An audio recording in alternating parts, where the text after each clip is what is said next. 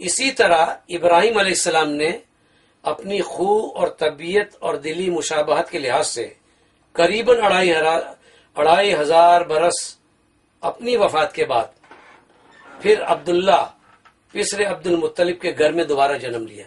دوبارہ کا لفظ میرا ہے یعنی وہی ہے، اور محمد کے نام سے پکارا گیا. اس کا مطلب یہ ہے کہ حضرت ابراہیم علیہ السلام ہی دوبارہ آئے اور محمد کے نام سے پکارا گیا.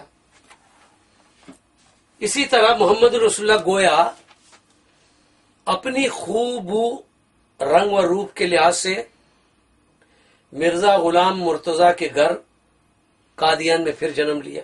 یہ میرے الفاظ ہیں، لیکن میں مرزا قادیانی کے الفاظ میں دوبارہ دہرا رہا ہوں. اس کو سنی اچھی طرح کہ وہ کیا کہنا چاہتا ہے.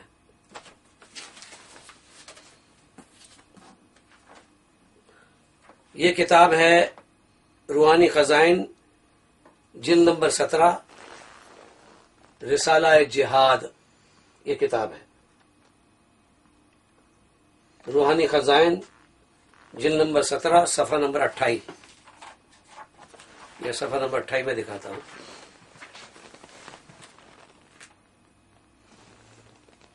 یہ دیکھیں آپ اچھی طرح.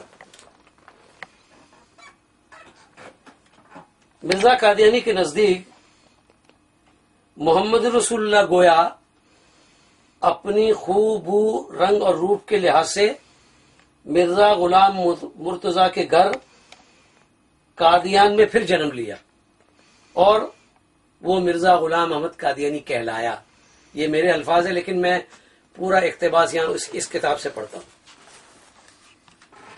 اور مجھے خو اور بو اور رنگ اور روپ کے لحاظ سے حضرت عیسیٰ مسیح کا اوتار کر کے بھیجا.